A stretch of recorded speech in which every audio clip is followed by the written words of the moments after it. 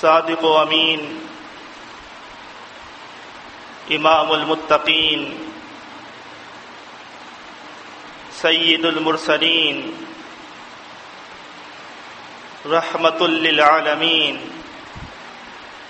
خاتم النبیین، شفیع المذنبین، ساقی کوثر، حاشر محشر، محمد الرسول اللہ صلی اللہ علیہ وسلم کی ذات ایک عظیم الشان ہستی ہے۔ آپ کی رفعت، آپ کی منزلت کو اللہ رب العالمین نے دنیا عالم میں ایک الگ اور اونچا مرتبہ عطا کیا ہے۔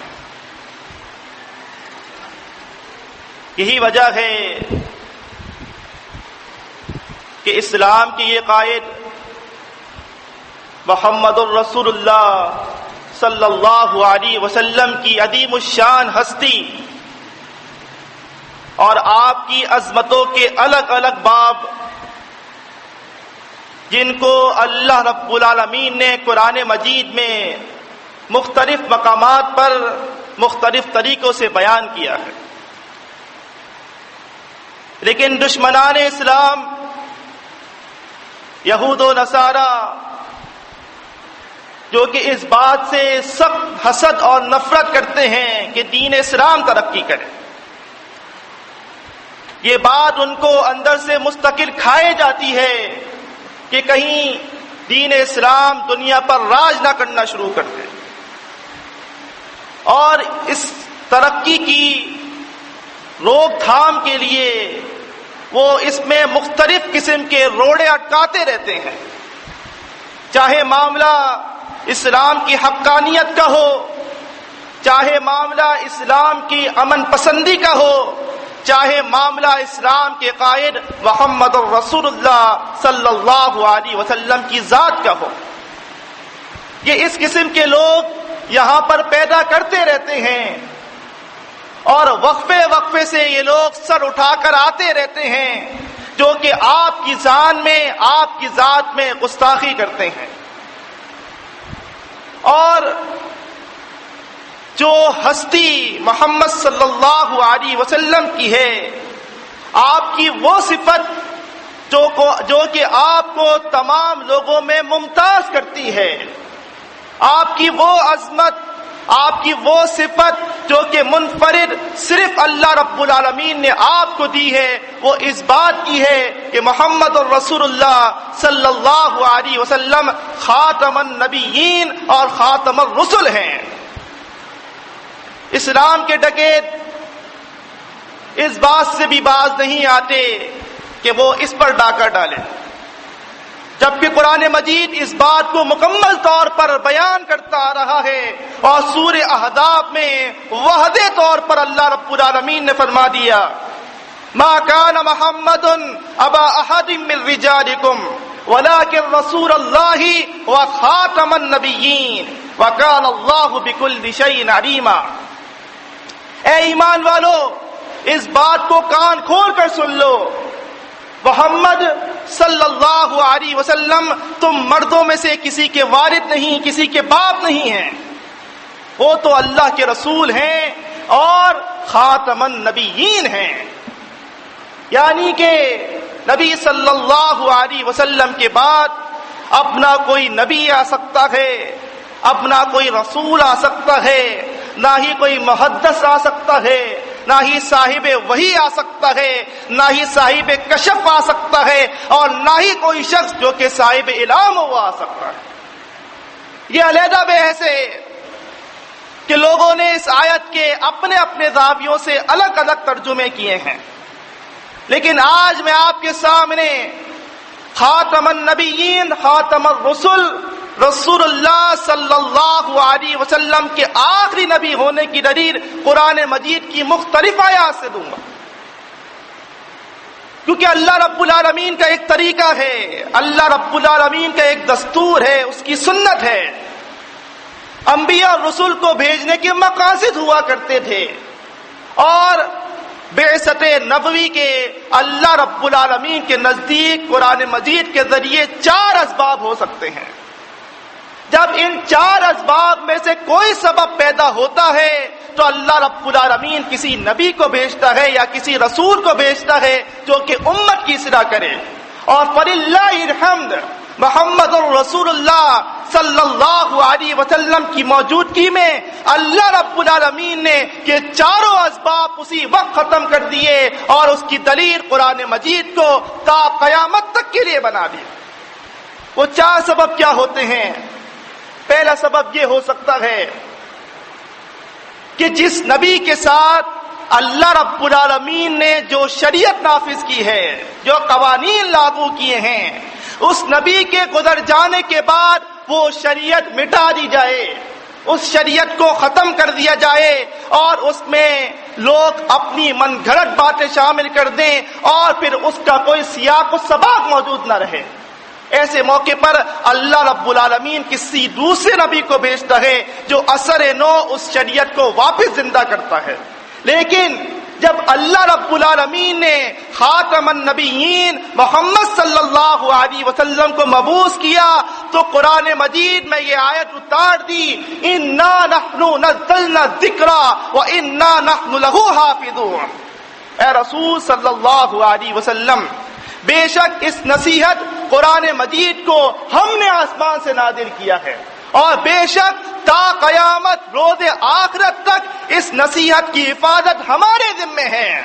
اب کوئی شخص اس قرآن مجید میں نہ ایک حرف گھٹا سکتا ہے اور نہ ہی کوئی ایک حرف بڑھا سکتا ہے۔ اللہ رب العالمین کی یہ قدرت ہے، اس نے انسانی ذہنوں کو اتنا مستعمل بنایا ہے کہ لوگوں کے سینوں میں، ان کے ذہنوں میں حفاظ ہیں، جو قرآن مجید محفوظ ہے، کوئی شخص اس میں کمی بیشی نہیں کر سکتا۔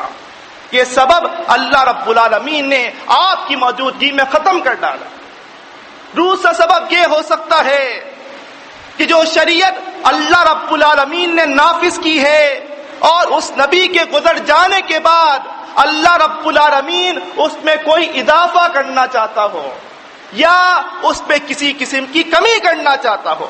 وہ قوانین جو مسلمین پر لاگو کیے ہوں اس میں رد و بدل، ترمیم اور آمیزش کی ضرورت ہو تو کسی دوسرے نبی کو اللہ رب العالمین بھیجا کرتا تھا۔ لیکن جب اللہ رب العالمین نے نبی صلی اللہ علیہ وسلم کو مبعوث کیا تو سورہ مائدہ میں یہ آیت اتار دی، 9 ذو الحجہ یوم عرفہ، 10 عیسوی جمعے کا دن، عرفہ کا مقام، اور اللہ رب العالمین کی آیت اترتی ہے، الیوم اکملت لکم دینکم واتممت علیکم نعمتی ورضیت لکم الاسلام دینا۔ اے نبی، آج کے دن میں نے آپ کے لیے آپ کے دین کو کامل کر دیا ہے،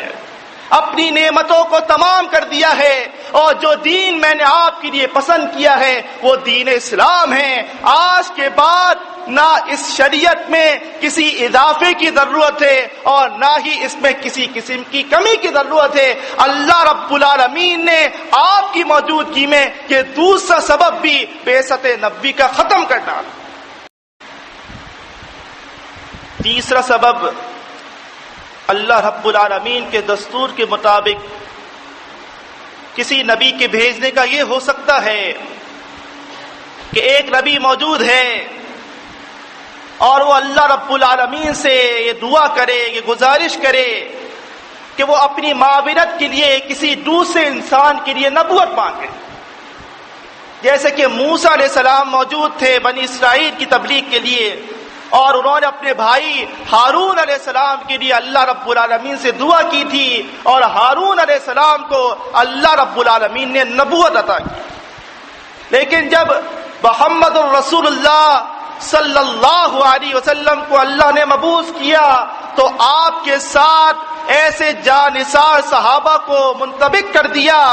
کہ جو کہ کفار پہ بڑے سخت تھے اور مومنین کے لیے بڑے رحم دل تھے، جن کے لیے قرآن مجید میں اللہ رب العالمین نے یہ سند اتار دی، رضی اللہ عنہم ورضوا عنہ، اللہ تعالیٰ ان سے راضی اور وہ اللہ رب العالمین سے راضی۔ جب کبھی دین اسلام کو اور رسول اللہ صلی اللہ علیہ وسلم کو معاونت کے لیے، نصرت کے لیے پکارنا پڑا تو یہ صحابہ کرام رضوان اللہ علیہ مجمعین آپ کے شانہ بشانہ کھڑے تھے، کسی دوسرے نبی کی معاونت کے لیے رسول اللہ صلی اللہ علیہ وسلم کو ضرورت ہرگز نہیں پڑے۔ چوتھا سبب جو کہ سب سے اہم ترین ہے کہ اس سے قبل جتنے انبیاء اور رسول اس دنیا میں اللہ رب العالمین نے بھیجے، جتنے پیغمبر آئے، وہ کسی خاص قوم کے لیے، خاص مدت کے لیے، خاص جگہ کے لیے ہوا کرتے تھے، اور ایک ہی وقت میں دنیا میں کئی انبیاء اور رسول ہوتے تھے جو کہ الگ الگ اقوام کو الگ الگ جگہوں پر اللہ رب العالمین کی وحدانیت کی دعوت دیا کرتے تھے۔ جیسے کہ ابراہیم علیہ السلام ایک قوم کو تبلیغ کر رہے ہیں اور لوط علیہ السلام کسی دوسری قوم کو تبلیغ کر رہے ہیں، ان کا دستور اللہ رب العالمین نے الگ کر رکھا ہے اور ان کی شریعت اللہ رب العالمین نے الگ نافذ کر رکھی ہے۔ لیکن جب محمد الرسول اللہ صلی اللہ علیہ وسلم کو اللہ رب العالمین نے رسالت اور نبوت سے سرفراز فرمایا تو قرآن مجید میں فرمایا وما ارسلناک الا رحمۃ للعالمین، اے رسول صلی اللہ علیہ وسلم، ہم نے آپ کی رسالت، ہم نے آپ کو بھیجا ہے تمام جہان عالم کے لیے رحمت بنا کر۔ یہ پورا جہاں آپ کی رحمت سے فیضیاب ہوگا۔ تمام جہان عالم، جن و انس، ہر چیز کے لیے اگر کوئی رسول ہے تا قیامت تک تو وہ محمد صلی اللہ علیہ وسلم ہے۔ دوسری جگہ فرمایا وما ارسلناک الا کافۃ للناس، اے رسول صلی اللہ علیہ وسلم، ہم نے آپ کو جہان عالم کے تمام لوگوں کے لیے رسول بنا کر بھیجا۔ آپ کی رسالت تمام دنیا کے لیے ہے، آپ کی پوری امت کے لیے ہے، اور تا قیامت آپ ہی کی رسالت قائم رہے گی اور آپ ہی کا کلمہ پڑھا جائے گا۔ یہ چوتھا سبب بھی اللہ رب العالمین نے آپ کی موجودگی میں ختم کر ڈالا۔ اب یہ وجہ کہ الگ الگ جگہوں پر الگ الگ لوگ کھڑے ہو کر رسالت اور نبوت کا دعویٰ کرتے ہیں کہ محمد صلی اللہ علیہ وسلم کی پیش گوئی اس سے قبل 1400 سال قبل آپ نے بیان کر دی۔ ترمذی میں صحیح سند سے فرماتے اللہ کے رسول صلی اللہ علیہ وسلم انہ سیکون فی امتی 30 کذابون، ان قریب میری اس امت میں 30 کے قریب کذاب کھڑے ہوں گے، 30 کے قریب جھوٹے کھڑے ہوں گے، کلہم یزعم انہ نبی، اور ان 30 میں ہر ایک یہی دعویٰ کرے گا کہ وہ نبی ہے، لیکن اس بات کو کان کھول کر سن لو وَأَنَا خَاتَمَ النَّبِيِّينَ لا نبی بعدی، میں خاتم النبیین ہوں، میرے بعد کوئی نبی کوئی رسول ہرگز نہیں آ سکتا۔ اب چاہے وہ ایک سلسلہ 634 عیسوی میں جب مسیلمہ کذاب کھڑا ہوا اور اس نے نبوت کا دعویٰ کیا اور ابو بکر صدیق رضی اللہ تعالیٰ عنہ نے اسے قتل کرایا، اب چاہے مسیلمہ کذاب ہو،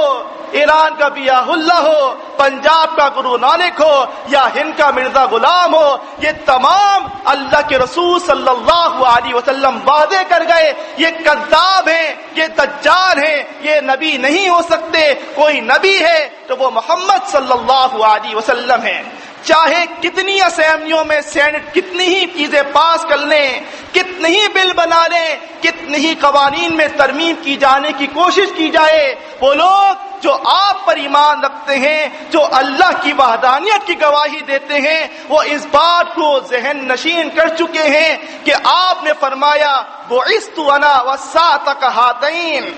کہ میرے بعد اب کوئی اور چیز نہیں آنی، میرے بعد اگر کوئی چیز آنی ہے تو وہ قیامت ہے، قیامت، اور مجھے ایسے بھیجا گیا ہے، اگر کوئی چیز آپ کے بعد اس دنیا پر لاگو ہونی ہے تو وہ آخرت ہے، ہمیں اسی کی فکر کرنی ہے، نبوت کے ڈکیتوں سے ہمیں بچ کر رہنا ہے، اور جب کبھی اس پر ڈاکہ ڈالنے کی کوشش کی جائے تو اہل ایمان اہل اسلام پر یہ بات لازم آتی ہے کہ وہ اس کے لیے کھڑے ہوں اور اس بات کی گواہی دیں کہ ان کا ایمان اللہ رب العالمین اور نبی صلی اللہ علیہ وسلم پر مضبوط ہے۔ وَقُولُوا قَوْلِي هَٰذَا لِي وَلَكُمْ أَسْتَغْفِرُ اللَّهَ